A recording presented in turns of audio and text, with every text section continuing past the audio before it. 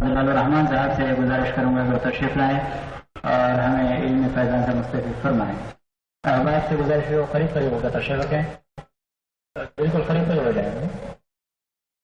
الحمد لله رب العالمين والصلاة والسلام على سيد المرسلين وعلى آله وأصحابه أجمعين. أما بعد, أعوذ بالله من الشيطان الرجيم. بسم الله الرحمن الرحيم. ومن يشاقق الرسول من بعد ما تبين له الهدى ويتبع غير سبيل المؤمنين نوله ما تولى ونصله جهنم وساءت مصيرا.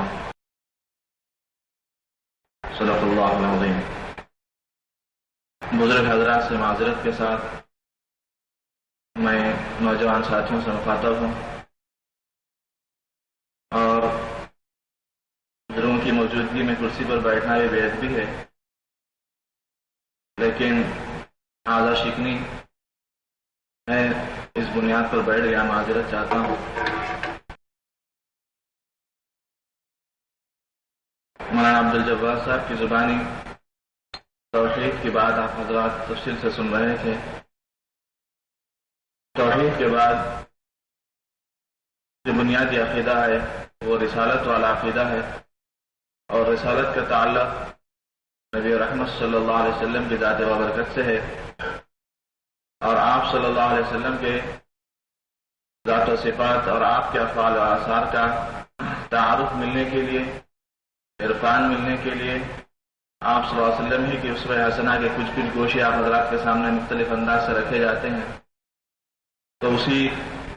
موضوع کو اختیار کرتے ہوئے نبی رحمت صلی اللہ علیہ وسلم کے اسوہ پاک کے کچھ حصوں پر روشنی ڈالنا چاہتا ہوں, اگرچہ کہ عملی اعتبارات سے اللہ کے نبی صلی اللہ علیہ وسلم کی پاک سنتوں کے ساتھ زیادہ مناسبت نہیں ہے, خاص تعلق وقت نہیں ہے, لیکن بزرگان دین نے فرمایا کہ تو عمل نہ کرتے ہوئے بھی اگر کچھ بولنے کی سکت رکھتا ہے یا بولنے کا حکم ہو گیا ہے تو بولتا رہے. ہو سکتا ہے کہ بولتے بولتے تیرے اندر بھی عمل کے جذبات پیدا ہو جائیں. اسی نیت سے کچھ باتیں عرض کرنا چاہتا ہوں. نبی رحمت صلی اللہ علیہ وسلم کی حیثیت کو اللہ تبارک و تعالیٰ نے مختلف انداز سے قرآن مجید میں ظاہر فرمایا. آپ کو معلم بنا کر بھیجا گیا تو ساری امت متعلم کا درجہ رکھتی ہے, سیکھنے والے کا درجہ رکھتی. اللہ کے نبی صلی اللہ علیہ وسلم کو مربی کا درجہ دیا گیا تو گیا ہم وہ ہیں کہ جن کی تربیت کی جاتی ہے اللہ کے نبی صلی اللہ علیہ وسلم کی تربیت کے نتیجے میں. اسی طرح اللہ کے نبی صلی اللہ علیہ وسلم مزکی ہے, پاک کرنے والی ذات ہے آپ کی, تو ہم وہ ہیں کہ جنہوں نے آپ کی روشنی میں یعنی امت پوری کی پوری اللہ کے نبی صلی اللہ علیہ وسلم کی تعلیمات کی روشنی میں اپنے ظاہر و باطن کو, اپنے عقائد و عبادات کو, اپنے اعمال کو پاک کرتی ہیں, تو کیا ہم مزکا ہیں. اللہ کے نبی صلی اللہ علیہ وسلم کی ذات بابرکت مطاع ہے, جن کی اطاعت کی جائے, اور ہم اور آپ مطیع کا درجہ رکھتے ہیں یعنی اطاعت کرنے والے کا درجہ رکھتے ہیں. اور اللہ تبارک و تعالیٰ نے اپنے احکامات کو اور اپنی مرضیات کو امانت کے طور پر یا اسی طریقے سے بہت ساری چیزوں کو, بہت سارے صفات کو دے کر اس کے استعمال کا جو طریقہ بتلایا, جو معیار بتلایا, محمد رسول اللہ کے ذریعے سے نبی رحمت صلی اللہ علیہ وسلم کی ذات بابرکت کو معیار بنایا, اور اللہ کے نبی صلی اللہ علیہ وسلم ہی کو گویا نمونہ اور ماڈل بنایا کہ میرے دی ہوئی چیزوں کو تم جو استعمال کرو گے وہ میرے حبیب پاک کے اسوے کے مطابق استعمال کی جائے. سلسلے کی خاص ترتیب کے تحت اسی قسم کا شعور دیا جاتا ہے کہ ہمارے پاس جو چیزیں موجود ہیں وہ امانت کا درجہ رکھتی ہیں, اور ان امانتوں کے استعمال کی جو ترتیب ہے وہ محمد رسول اللہ صلی اللہ علیہ وسلم کے ذریعے سے سیکھنا ہے اور اس کی روشنی میں ان امانتوں کا استعمال کرنا ہے. تو اللہ کے نبی صلی اللہ علیہ وسلم کی ذات بابرکت کی حیثیت کو اللہ تبارک و تعالیٰ نے اپنی تمام تر مرضیات کے ساتھ جوڑ دیا. اللہ عز و جل نے اپنی اطاعت کو نبی رحمت صلی اللہ علیہ وسلم کی اطاعت میں چھپا دیا. فرمایا گا کہ اطیعوا اللہ و اطیعوا الرسول, اللہ کی اطاعت کرو اور رسول کی اطاعت کرو. اور اللہ کے نبی صلی اللہ علیہ وسلم نے یہ بات فرمائی کہ من اطاعنی اطاع اللہ, جس نے میری اطاعت کی اس نے گویا اللہ کی اطاعت. تو اطاعت میں اللہ اور اس کے رسول کو اس طرح जोड़ा गया है। अल्लाह अज़्ज़ व जल ने कहा अल्लाह के नबी सल्लल्लाहु अलैहि वसल्लम के पाक उसवे में अपनी इताअत को पोशीदा रख दिया, और अल्लाह अज़्ज़ व जल ने अपनी मोहब्बत को भी अल्लाह के नबी सल्लल्लाहु अलैहि वसल्लम की इताअत में पोशीदा रखा है। कुल इन कुंतुम तुहिब्बून अल्लाह फत्तबिऊनी युहिब्बुकुम अल्लाह। अगर तुम इस बात को चाहते हो, अगर तुम ये दावा करते हो कि अल्लाह तुमसे मोहब्बत करे, तुम ये दावा करते हो कि हमको अल्लाह से मोहब्बत है, तो इस दावे की दलील और सबूत के तौर पर तुमको मेरे नबी के और मेरे हबीब पाक की इताअत करना होगा। फत्तबिऊनी, बस तुम मेरी इत्तिबा करो, नतीजतन अल्लाह तुमको चाहने लग जाएंगे।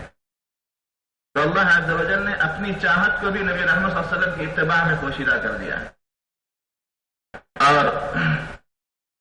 अल्लाह के नबी सल्लल्लाहु अलैहि वसल्लम ने भी यही बात बतलाई कि मन अहब्बनी अहब्ब अल्लाह, जिसने मुझसे मोहब्बत की उसने अल्लाह से मोहब्बत की।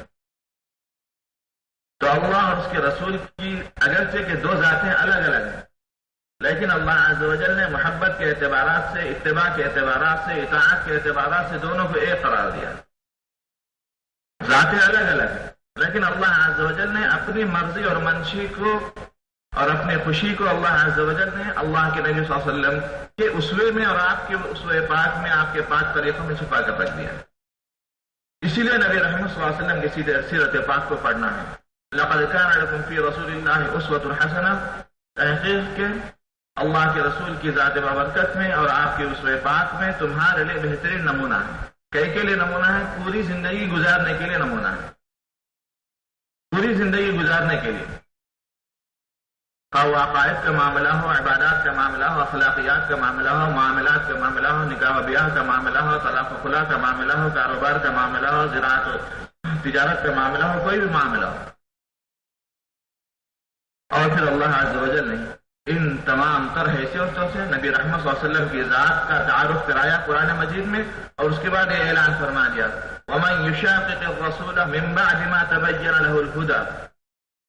जो फिर इस रसूल की नाफरमानी करेगा बाद इसके कि उसके पास हिदायत की वाज़ेह दलीलें आ गई थी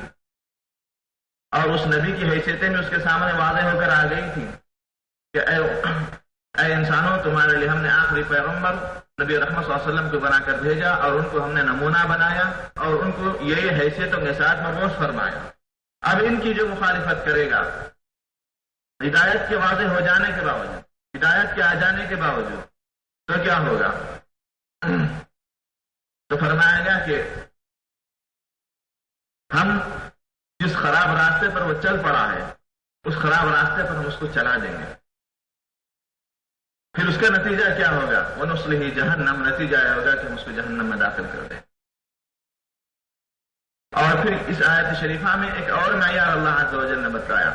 कि फिर इसी रसूल की सोहबत से फैज़ पाए हुए जो जमात क़ुदसिया सहाबा की शक्ल में होगी, और फिर उन सहाबा किराम की तालीमात से फैज़ पाई हुई ताबेईन की जमात होगी, और फिर उनसे फैज़ पाई हुई तबे ताबेईन की जमात होगी, और उनसे फैज़ पाई हुई औलियाए किराम और सूफ़ियाए इज़ाम की जमात होगी, उनसे फैज़ पाई हुई उलमाए किराम और बुजुर्गान दीन की जो जमात होगी,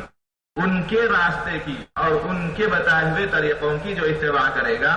वो हिदायत याफ्ता है, और जो उनकी नाफरमानी करेगा, जो उस रास्ते से हटकर चलेगा जो रसूल का रास्ता है, और उस रास्ते से हटकर चलेगा जो मुमिनीन सालिहीन का रास्ता है, इन दोनों के रास्तों से जो हटकर चलेगा, तो जिस बुरे रास्ते पर उसने अपने कदम डाल दिए हैं हम आसानियां उसके लिए कर देंगे कि उसी रास्ते पर चल पड़ेगा, लेकिन नतीजा यह होगा कि वनुस्लिही जहन्नम, वो जहन्नम में दाखिल हो जाएगा। वसाअत मसीरा, वो बहुत ही बुरा ठिकाना है। तो अल्लाह के नबी सल्लल्लाहु अलैहि वसल्लम की हैसियत बहुत बड़ी है। आप मुअल्लिम हैं, आप मुरब्बी हैं, आप मुज़क्की हैं, आप मुताअ हैं। इन तमाम तर हैसियतों से आप पर ईमान लाते हुए अपनी पूरी जिंदगी को अल्लाह के नबी सल्लल्लाहु अलैहि वसल्लम की अहादीस पाक की रोशनी में, आपकी उसवे पाक की रोशनी में अपने ज़ाहिर व बातिन का सुधारना मकसूद और मतलूब है और तकाज़े हैं। और आप सल्लल्लाहु अलैहि वसल्लम की शान और आपसे मोहब्बत के जो तकाज़े हैं और जो अहकामात हैं वो मुस्तकिल मौजू हैं, और आपसे इश्क की कैफियत जो मकसूद और मतलूब है वो एक मुस्तकिल मौजू है। दीगर बुजुर्ग हजरात से आप अल्लाह के नबी सल्लल्लाहु अलैहि वसल्लम की ज़ाहिरी कमालात, बातिनी कमालात, आपके फ्यूज़ व बरक़ात और आपसे इश्क और मोहब्बत के ईमानी तकाज़े वगैरह इस मौजू पर बहुत कुछ सुनने हैं और सुनेंगे भी। لیکن اللہ کے نبی صلی اللہ علیہ وسلم نے عملی طور پر اپنی امت کے سامنے جو چند ہدایات دی ہیں ان میں سے ایک حدیث شریفہ کو موضوع بناتے ہوئے نوجوان ساتھیوں سے کچھ عرض کرنا چاہتا ہوں۔ اللہ کے نبی صلی اللہ علیہ وسلم نے اپنے ایک پاک ارشاد میں فرمایا کہ 7 خوش نصیب ایسے ہوں گے جن کو اللہ عز و جل حشر کے میدان میں اپنے عرش کا سایہ نصیب کرے گا، جس دن کے عرش کے سائے کے سوا کوئی اور سایہ نہ ہوگا۔ اس وقت کی ہولناکی، اس وقت کی پریشانی، اس وقت کی حرارت اور گرمی ایسی کہ جیسا کہ بعض روایتوں میں معلوم ہوتا ہے کہ آدمی پریشانی سے پسینہ پسینہ ہو کر پسینوں میں ڈوبنا شروع ہو جائے گا۔ اتنی تپش اور تمازت کا وہ دن ہوگا، اتنی ہولناکیوں کا وہ دن ہوگا۔ اس دن سکون کی تلاش میں آدمی ہوگا، سائے کی تلاش میں آدمی ہوگا، لیکن اس وقت رحمان کے عرش کے سائے کے سوا کوئی اور سایہ نہ ہوگا۔ تو اس ہولناک دن میں جن خوش نصیبوں کا عرش کا سایہ نصیب ہوگا، ان چند خوش نصیبوں کا نبی رحمت صلی اللہ علیہ وسلم نے اپنے ایک پاک ارشاد میں ایک جگہ پر ارشاد فرمایا، ان کو سناتے ہوئے بات کو آگے بڑھائیں۔ اس میں اللہ کے نبی صلی اللہ علیہ وسلم نے گنایا کہ پہلا وہ شخص کہ جس کو اللہ عز و جل اپنے عرش کا سایہ نصیب فرمائیں گے وہ ہوگا جس کو اللہ عز و جل نے کچھ اقتدار اور قوت دی ہوگی اور وہ اپنے ماتحتوں میں عدل و انصاف کرتا ہوگا۔ امام عادل، عدل کرنے والا، انصاف کرنے والا امام، مقتدا، رہبر، رہنما، عدل کرنے والا خلیفہ اور امیر المؤمنین،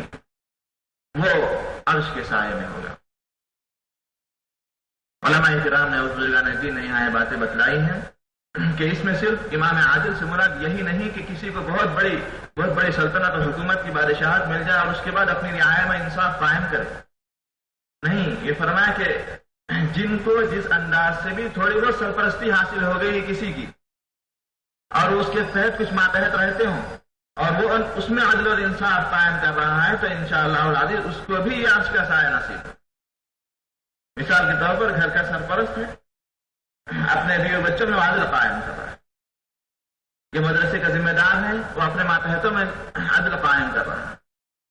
یہ کسی محکمے کا بڑا آفیسر ہے اور اس میں وہ عدل کو قائم کر رہا ہے، یا کسی ادارے کا بڑا صدر ہے اور اس کے کچھ ماتحت ہیں اور اس میں عدل کو قائم کر رہا ہے، شخصیتوں کے ساتھ بھی عدل کر رہا ہے، اس ادارے میں آنے والے پیسے کے ساتھ بھی عدل اور انصاف کا معاملہ کر رہا ہے، تو اس کو بھی یہ سعادت مل سکتی۔ تو جن کو ظاہری اعتبارات سے کرسیاں اور قدرت اور سلطنت اور بادشاہت حاصل ہو جائے اور وہ اس سے فائدہ اٹھاتے ہوئے اپنی رعایا میں عدل و انصاف کو قائم کریں تو ان کے لیے بھی یہ خوشخبری ہے، اور جن کو جس چھوٹی سطح سے سرپرستی حاصل ہو جائے، بڑائی حاصل ہو جائے اور وہ اپنے ماتحتوں میں عدل و انصاف کو قائم کر رہے ہوں تو ضرور وہ بھی اس خوشخبری کے مستحق ہو سکتے۔ اس لیے کہ جس کو تھوڑی بہت بھی سرپرستی حاصل ہو رہی ہے وہ ظلم بھی کر سکتا ہے، اپنے ماتحتوں کے ساتھ ظلم بھی کر سکتا ہے، لیکن اس ظلم کے بجائے اللہ کے دیے ہوئے عدل کو قائم کر رہا ہے تو انشاءاللہ العزیز وہ ضرور اس خوشخبری کا مستحق ہوگا۔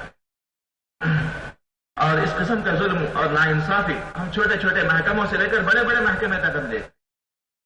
چھوٹے چھوٹے محکموں میں ناانصافی اور ظلم ہوتا ہے، ماتحتوں پر ظلم ہوتا ہے، یہاں تک کہ بعض نام نہاد دینی اداروں میں بھی ظلم کی شکلیں ہیں، مالیات کے سلسلے میں ظلم کی شکلیں ہیں، ناانصافی کی شکلیں، اور پھر موجودہ دور میں ایسے حکمرانوں کی صورتیں بھی ہم کو بتلائی ہیں جن حکمرانوں کے کھاتے میں سوائے اسکیم کے، سوائے حوالہ جات کے، سوائے گھپلوں کے ہم کو کچھ نظر نہیں آتا ہے۔ اخبارات اٹھا کر دیکھ لیجیے آج کے حکمرانوں اور آج کل کے صاحب اقتدار لوگوں کے کیا نقشے ہیں کہ ان لوگوں نے اپنی قوت کو کس طرح استعمال کیا اور اس کے برخلاف نبی رحمت صلی اللہ علیہ وسلم بھی امام بن کر بتلائے اور آپ نے کیسا انصاف اور عدل قائم فرمایا۔ کسی کو شکایت نہیں ہوتی تھی نبی رحمت صلی اللہ علیہ وسلم کی تقسیم سے۔ ایک موقع پر اللہ کے نبی صلی اللہ علیہ وسلم ایک غنیمت کا مال تقسیم فرما رہے تھے، ایک آدمی نے یہ کہہ دیا کہ اے محمد صلی اللہ علیہ وسلم عدل سے کام لینا، تو اللہ کے نبی صلی اللہ علیہ وسلم فرمایا کہ میں انصاف نہ کروں گا تو کون کرے گا، اور اللہ کے نبی صلی اللہ علیہ وسلم نے اپنے عدل و انصاف کا وہ معیار بھی قائم کر دیا کہ فاطمہ مخزومی کے بجائے اگر فاطمہ بنت محمد بھی چوری کرتی اور وہ گواہوں کے ساتھ ثبوت مل جاتا اس کا تو یقیناً فاطمہ بنت محمد کے ہاتھ بھی کاٹے جاتے ہیں. نبی رحمت صلی اللہ علیہ وسلم نے عدل و انصاف کا یہ معیار بنایا. اور پھر آپ کی صحبت سے فیض پائے ہوئے حضرت ابوبکر کو دیکھ لیجیے رضی اللہ تعالیٰ عنہ, حضرت عمر بن الخطاب رضی اللہ عنہ کو لے لیجیے, دیگر خلفائے راشدین کو لے لیجیے, عمر بن عبد العزیز رحمۃ اللہ علیہ کو لے لیجیے, دیگر تمام وہ بادشاہ مسلم یا حکمراں و خلفاء جو اسلامی عدل و انصاف کے حامل تھے, ان کی زندگی کو اٹھا کر دیکھ لیجیے. دنیا کے کوئی اور بادشاہ اس قسم کے عدل و انصاف کی نظیر پیش نہیں کر سکتے. حضرت عمر بن الخطاب رضی اللہ تعالی عنہ کی کہ مشک تقسیم کیے جانے کی بات ہم نے سنی کہ کس قسم کا عدل و انصاف فرما رہے ہیں. اور پھر عہد سالی کے موقع پر آپ نے قسم کھا لی کہ عمر اس وقت تک گھی روٹی نہیں کھائے گا, تیل اور روٹی نہیں کھائے گا جب تک کہ ساری رعایت روٹی میسر نہ آ جائے. 22.5 لاکھ مربع زمین کا مالک اور حکمراں اس دنیا سے گزر رہا ہے تو اس کے پاس صرف اور صرف ایک عدد جوڑا ہے, ایک اونٹنی ہے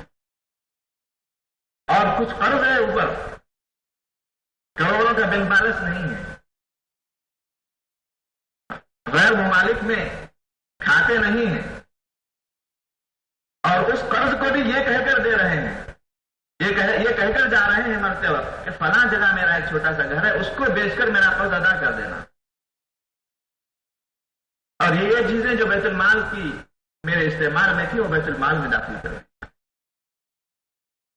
عدل و انصاف کا یہ معیار اللہ کے نبی صلی اللہ علیہ وسلم کے سے صحبت پائے ہوئے صحابہ کرام نے دنیا کے سامنے پیش کرنا ہے. امام عادل, عدل کرنے والا امام یہ اللہ کے عرش کے سائے میں ہوگا. اور دوسری بات اللہ کے نبی صلی اللہ علیہ وسلم نے فرمایا, دوسرا شخص جو خوش نصیب ہوگا, اللہ کے نبی صلی اللہ علیہ وسلم نے فرمایا وَشَابٌ نَشَأَ فِي عِبَادَةِ اللَّهِ عَزَّ وَجَلَّ, وہ نوجوان کہ جو اللہ کی عبادت میں جو جوان ہوا ہو, پلا بڑا ہو, وہ نوجوان میں عرش کے سائے ہیں. نوجوان ساتھی کتنے خوش نصیب مواقع سے گزر رہے ہیں کہ ان کو ایسی عمر ملی ہے یا عمر کے اس مرحلے سے گزر رہے ہیں کہ عمر کے اس مرحلے میں وہ اپنے اوقات کو اللہ کی عبادات میں گزار دیں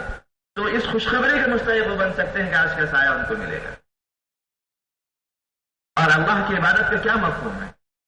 جیسا کہ بارہا ان اجتماعات میں باتیں آتی ہیں کہ عبادت سے مراد ہمارے پاس چند مخصوص طریقے کی عبادتوں کو ادا کر لینے کا نام عبادت نہیں ہے, بلکہ ہماری 24 گھنٹے والی زندگی کو نبی رحمت صلی اللہ علیہ وسلم کے پاس اس ویت میں ڈھال دینا یہ عبادت ہے. تو ہم کچھ پڑھ رہے ہیں, کالج کر رہے ہیں, تو اگر نیک نیتی سے کر رہے ہیں تو فرمایا گیا کہ وہ بھی عبادت میں شامل ہو سکتا ہے. ہمارا نوجوان اگر کھیل کھیل رہا ہے اور اس نیت سے کھیل رہا ہے تھوڑے سے وقت کے لیے کہ میں صحت مند بنوں گا تاکہ صحت مند ہونے کی صورت میں مخلوق کی خدمت کروں اور اللہ کی عبادت صحیح کر سکوں, اور جہاد کے موقع پر میری قوت استعمال میں آ جائے, اور دیگر وہ کھیل اس کو غفلت میں نہیں ڈال رہا ہے, فرائض اور واجبات سے نہیں روک رہا ہے, تو فرمایا کہ وہ بھی عبادت میں شامل ہو سکتا ہے. وہ تجارت کر رہا ہے, نبی پاک صلی اللہ علیہ وسلم کے اسوے کے مطابق تجارت کر رہا ہے, تو وہ بھی عبادت میں وہ جوان ہو رہا ہے, عبادت کے ساتھ ہی وہ آگے بڑھ رہا ہے. تو وَشَابٌ نَشَأَ فِي عِبَادَةِ اللَّهِ عَزَّ وَجَلَّ,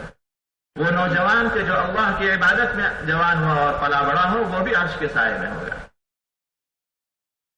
اس موقع پر ساتھی, نوجوان ساتھی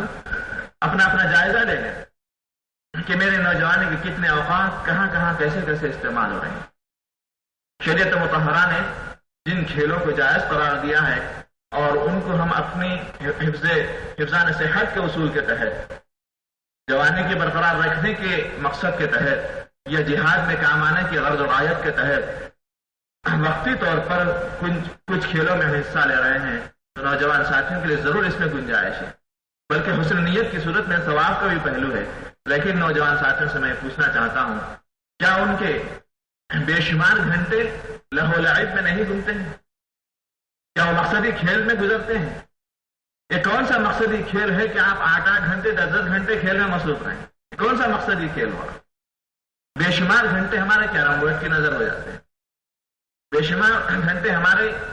غیر ضروری پروگراموں کے دیکھنے میں یا غیر ضروری افسانوں اور قصوں کے سننے میں ہمارے گزر جاتے ہیں۔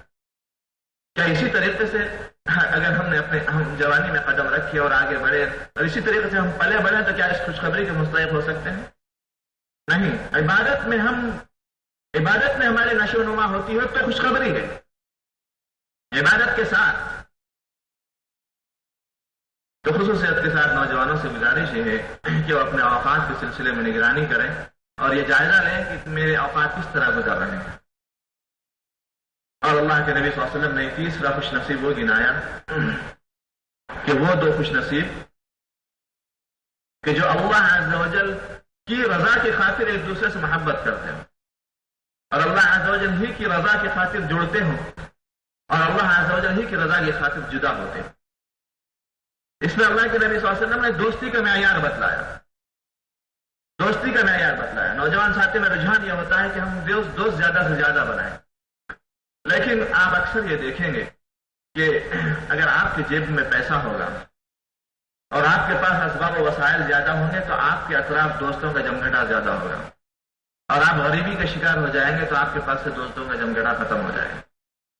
یہ معیار ہے آج کل کی دوستی کا۔ یا پھر آپ سے دوستی وہ شخص کرے گا کہ جس کو آپ سے کوئی دوسرا اور کوئی دنیاوی کام بنانا ہوگا، دنیاوی فائدہ وابستہ ہوگا۔ تو عام طور پر دوستوں کی نظر دوسرے دوستوں کی جیب پر ہوا کرتی ہے یا اس کے توسط سے نکلنے والے کوئی دوسرے دنیاوی کام کے پر ہوتی ہے، تب دوستی ہوتی ہے۔ لیکن اللہ کے نبی صلی اللہ علیہ وسلم فرماتے ہیں کہ دونوں ایک دوسرے سے جو محبت کریں اور دوستی کریں تو وہ اللہ کی محبت کو بنیاد بنا کر دوستی کریں۔ جڑنا ہو تو دونوں کا اللہ کی محبت ہی کی خاطر، جدا ہونا ہو تو اللہ عز و جل ہی کی محبت ہی کی خاطر جدا ہونا ہو۔ اونچا معیار اللہ کے نبی صلی اللہ علیہ وسلم نے دوستی کے سلسلے میں ہم کو دیا ہے کہ نچلی سطح کے اور گھٹیا قسم کے معیارات کو بنیاد بنا کر ہم دوست نہیں بنانا ہے کسی اور نہ کسی کے دوست بننا ہے۔ اللہ کے نبی صلی اللہ علیہ وسلم نے فرمایا کہ الحب للہ والبغض للہ، محبت بھی ہو تو اللہ عز و جل ہی کے لیے، کسی سے دشمنی اور بغض ہو تو بھی اللہ عز و جل ہی کے لیے۔ دوست وہ ہے جو ہم کو ہمارے دین پر چلنے کے لیے ممد و معاون بنتا، جو ہماری برائیوں پر ٹوکتا ہو وہ ہمارا حقیقی دوست ہے، اور جو دوست ہماری برائیوں کی پردہ پوشی کرتا ہو یا ہم کو برائیوں کی طرف گھسیٹ کر لے کے جاتا ہو، وہ حقیقی دوست نہیں ہے، بظاہر وہ خواہ کتنا ہی دوستی کے دعوے کرتا ہے، اس لیے کہ نتیجے اور انجام کے اعتبار سے وہ ہمارا دشمن ہے، وہ ہماری عاقبت خراب کرنے والا ہے۔ تو نوجوان ساتھی خصوصیت کے ساتھ اپنے دوستی کے معیارات کا جائزہ لے لیں کہ ہم نے کس معیار پر اس سے دوستی کی ہے، کون سی بنیادی وجہ ہوئی کہ جس کی بنیاد پر ہم اس سے دوستی کر رہے ہیں، میں اس کا دوست بناؤں۔ دوست وہ ہے جو ہم کو آڑے وقت میں کام آ جائے، دوست وہ نہیں ہے جو ہماری مصیبتوں کے وقت پر ہوا دے دے اور ہم کو دھوکہ دے دے۔ ایک بزرگ نے ایک واقعہ لکھا ہے کہ ان کے دوست کا ایک لڑکا دوستوں کی دوستی میں ماں باپ کی بھی عظمت اس نے گھٹا دی تھی اور بڑے حضرات کی باتوں کی بھی وہ پرواہ نہیں کرتا تھا، لیکن دوستوں کی دوستی کی بہت رعایت کرتا تھا۔ اور عام طور پر دوستوں میں اسی قسم کا مزاج ہوتا ہے۔ دوستی ایک ایسی چیز ہے خصوصیت کے ساتھ آج کل کے نوجوانوں کے لیے کہ وہ دوستی کی بنیاد پر بڑی سے بڑی قربانی دینے کے لیے تیار ہو جاتے ہیں دنیاوی اعتبارات سے۔ اسے ماں باپ کی بات نہیں مانتے، بھائی بہنوں کی بات نہیں مانتے، استاد کی بات نہیں مانتے، کسی کی بات نہیں مانتے، دوست کی خوشی کی خاطر۔ لیکن وہ اس حقیقت سے ناواقف ہوتے ہیں کہ یہ میرا حقیقی دوست ہے یا نہیں ہے، میرے دین کے اعتبار سے ممد و معاون ہے یا نہیں ہے، یہ میرے آڑے وقت میں کام آ سکتا ہے یا نہیں آ سکتا۔ تو انہوں نے اپنے بیٹے کی اصلاح کی خاطر یوں کہا کہ بیٹے آج رات میں ہم آپ کے دوست کے گھر جائیں گے اور آپ کے دوست کا ہم امتحان لیں گے۔ اچھی بات ہے، لڑکے نے کہا کہ ٹھیک ہے، اچھی بات ہے، وہ میرا بہت گہرا دوست ہے، میرے پر وہ جان نچھاور کرتا ہے۔ تو باپ اپنے بیٹے کو لے کر گئے، درمیانی رات میں گئے اور دروازہ کھٹکھٹایا اور کچھ پریشانیاں ظاہر کی جھوٹی صرف دوستی کو جانچنے کے. تو دوست باہر آیا آنکھیں ملتا ہوا بڑی مصیبت اور مشقت کے ساتھ, اور اس نے یوں کہا کہ بھائی رات اتنی دیر گئے آپ آئے, کیا مسئلہ ہے, کیا پریشانی ہے؟ اور جب پریشانی اور سامنے رکھی گئی تو مختلف بہانے بنا کے اندر جا کے سو گیا, معذرت کر دیا. پھر اس کے بعد انہوں نے بچے سے یوں کہا کہ دیکھ لیا آپ کے بچے کا, آپ کی بچے کی دوستی کا آپ نے مقام دیکھ لیا, یا اس کے انتہا دیکھ لیا آپ نے. اس کے بعد یوں کہا کہ میں اپنے ایک دوست کے پاس تمہیں لے جاتا ہوں, چلو.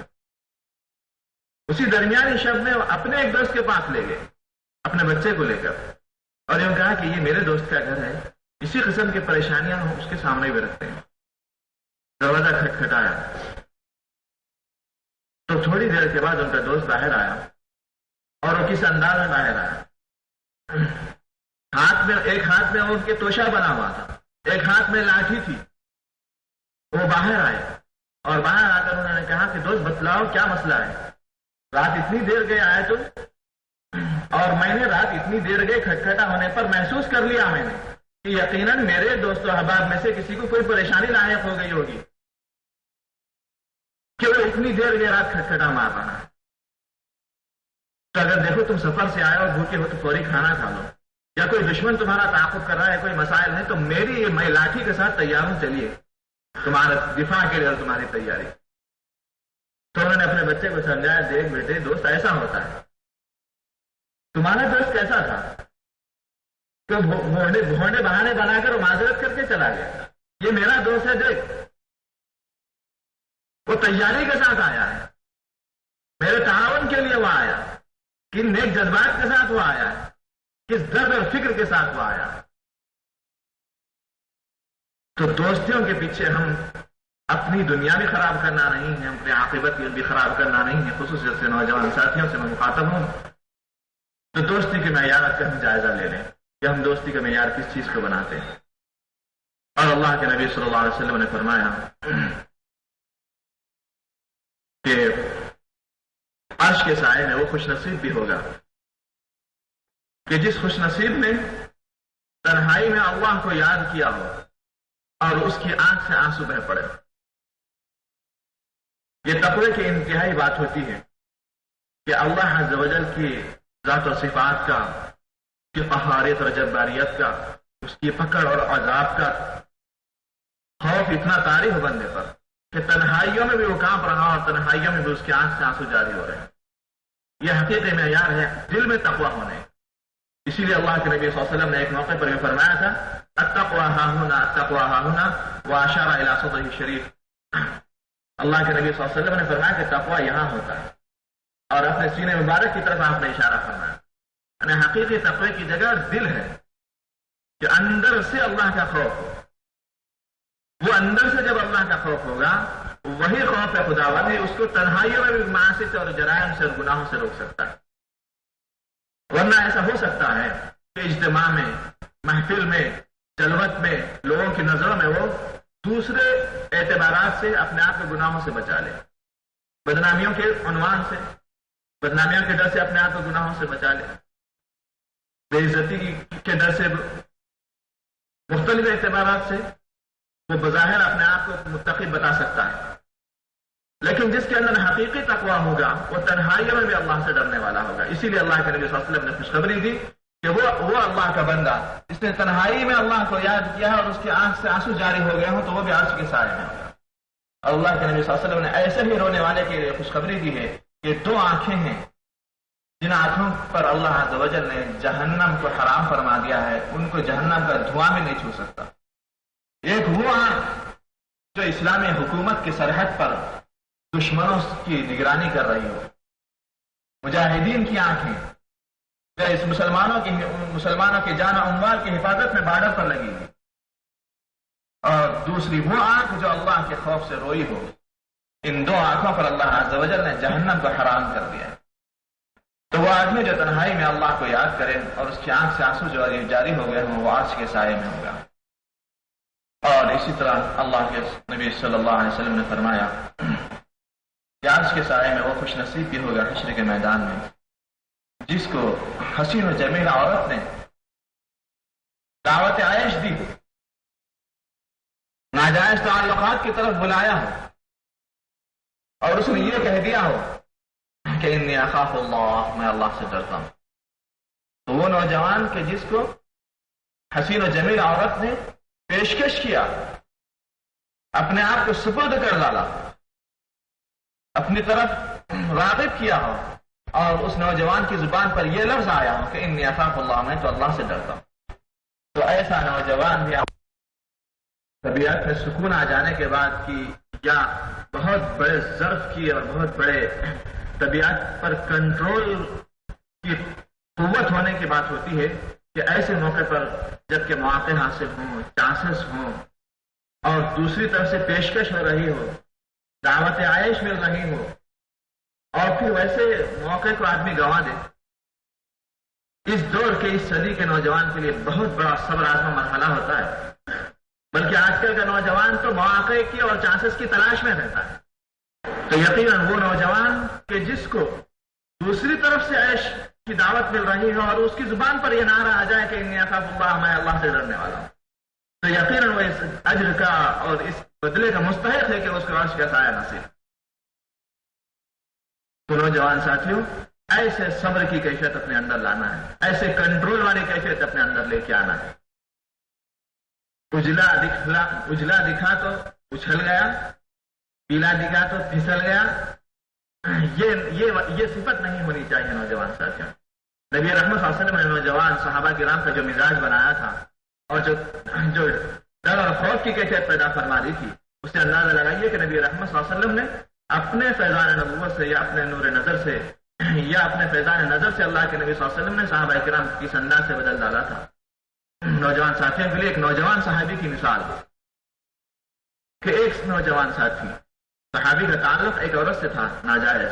عشق ہو گیا، اللہ کے نبی صلی اللہ علیہ وسلم کی دست حق پرست پر اسلام قبول کرتے ہیں، اسلام کے حقائق سمجھ میں آ جانے کے بعد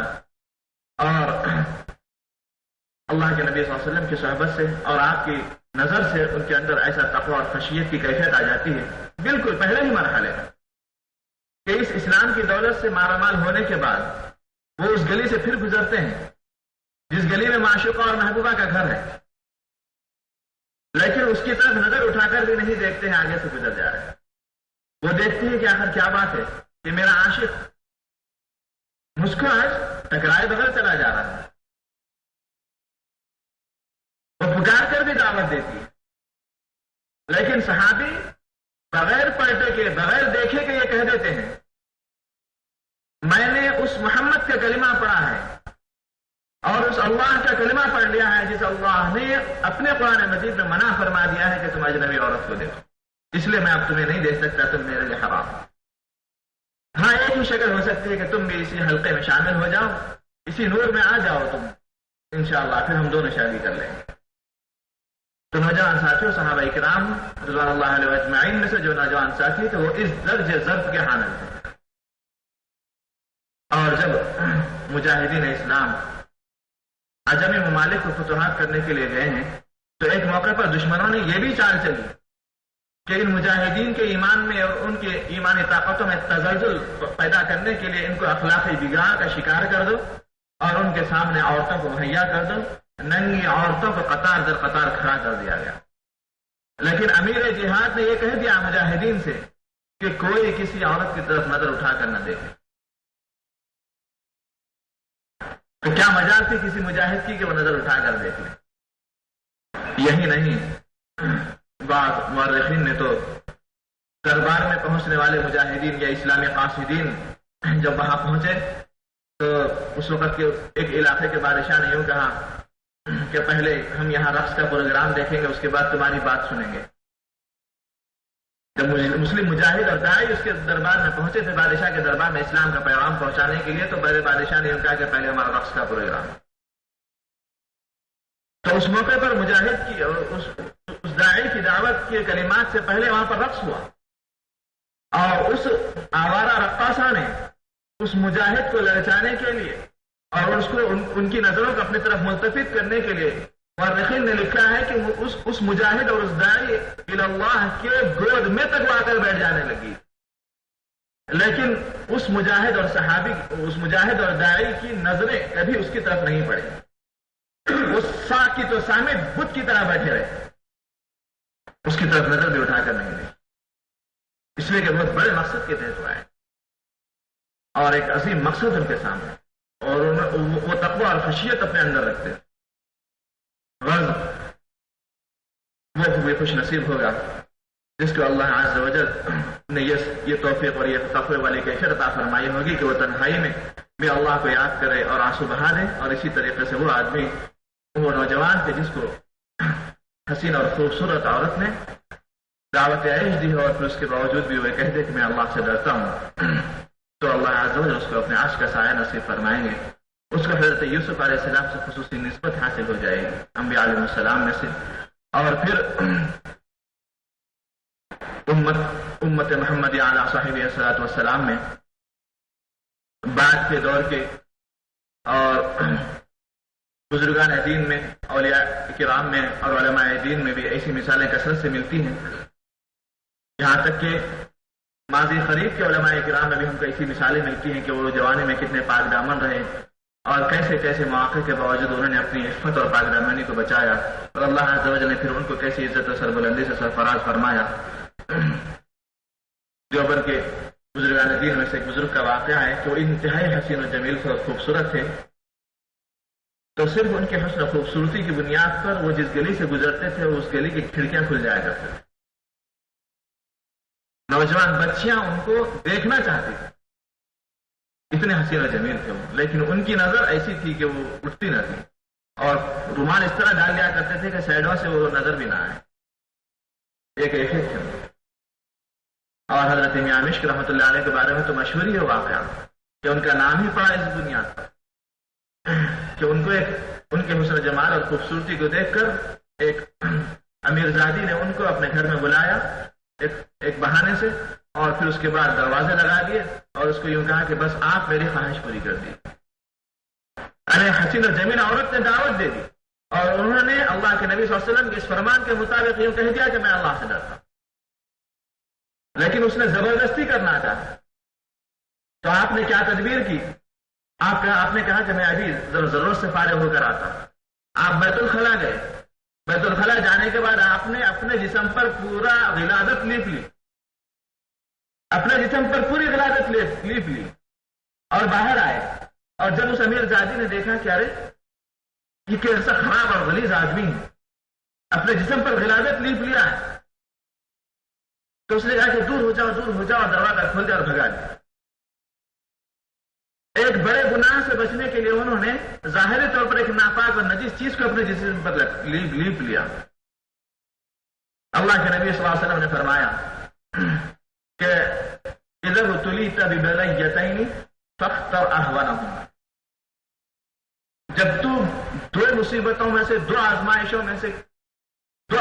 میں جب تو مبتلا ہو جائے تو ان میں سے جو ذرا ہلکے درجے کی ہے تو اس کو اختیار کر لے. تو غلادت کو اپنے اوپر لگا لینا یہ بھی ایک مکروہ عمل تھا، اور اس عورت کے تقاضے پر عمل کرنا یہ بھی خراب عمل تھا. لیکن ان دونوں میں سے جو کم درجے کا عمل تھا وہ یہ کہ غلادت لکھ لی جائے، بعد میں دھو لیں گے، نہا لیں گے. انہوں نے اس کو اپنا لیا اور گھر سے نکل گئے اور جا کر غسل کر لیا. اس غسل کے بعد سے ان کے جسم اطہر سے خوشبو آ کرتی تھی مشک کی، جس کی بنیاد پر ان کو میاں مشکی رحمت اللہ علیہ کہا جاتا ہے. تو وہ آدمی، وہ نوجوان کہ جس کو کسی حسین و جمیل عورت نے دعوت عائش دی ہو اور اس نے اللہ کے تقوی اور خوف کا اعلان کر دیا ہو، تو اس کے لیے خوشخبریاں ہیں کہ اس کو عرش کا سایہ نصیب ہو. اور آج کل کے نوجوانوں کے لیے ہمارے نئے نئے سیریلز نے، ہمارے نئے نئے چینلز نے، ہمارے نئے نئے لٹریچرز نے، ہمارے اوریانی اور فحاشی کے اڈوں نے ہمارے نوجوان نسلوں کی قوتوں کو اتنا بھڑکا دیا ہے اور اتنا برانگیختہ کر دیا ہے کہ صبر اور ضبط والی کیفیت ان کے پاس نہیں ہے، کنٹرول والی کیفیت ان کے پاس نہیں ہے. ایسے مواقع حاصل ہونے کے باوجود ٹھکرا دینے کے بجائے وہ ایسے مواقع کی تلاش میں گلی گلی پھرتے ہیں. نعوذ باللہ من ذالک. تو نوجوان ساتھیوں سے گزارش ہے کہ وہ اپنی جوانیوں کو قائم رکھیں اور اپنے اندر صبر و ضبط کی اور کنٹرول کی کیفیت کو لائیں اور تقوی والی کیفیت کو اور خوف و خشیت والی کیفیت کو جو مطلوب اور مقصود ہے اپنے اندر پیدا فرمائیں۔ اسی طرح اللہ کے نبی صلی اللہ علیہ وسلم نے فرمایا کہ وہ آدمی کہ جس کا دل مسجد والے اعمال سے اور مسجدوں سے لگا ہوا ہو اور جڑا ہوا ہو، مسجدوں میں اٹکا ہوا ہو، اس آدمی کا بھی حشر یہ ہوگا کہ وہ عرش کے سائے میں ہوگا، جس دن عرش کے سائے کے سوا کوئی اور سایہ نہیں ہوگا۔ مسجد میں دل کے اٹکے ہوئے ہونے کا مطلب یہ ہے کہ ہم زراعت میں لگے ہوئے ہیں لیکن ہمیشہ نظر گھڑی پر ہے، دل اور دماغ میں یہی احساس آ رہا ہے کہ کہیں نماز کا ٹائم تو نہیں ہو گیا ہے، دکان پر ہیں تو یہی فکر سوال ہے کہ کہیں گراہکوں میں اتنا مصروف نہ ہو جاؤں کہ نماز کا وقت چلا جائے، جماعت کا وقت چلا جائے۔ آفس میں ہیں تو آفس کے ورک میں کے دوران بھی ہم مسجد کے اعمال اور نماز والی عبادت میں ہمارا دل اٹکا ہوا ہے۔ کہیں بھی ہوں، کسی بھی مصروفیت میں ہوں، ہم دل ہمارا مسجدوں سے اٹکا ہوا ہے تو اللہ کے نبی یہ خوشخبری دے رہے ہیں کہ وہ عرش کے سائے میں ہوگا۔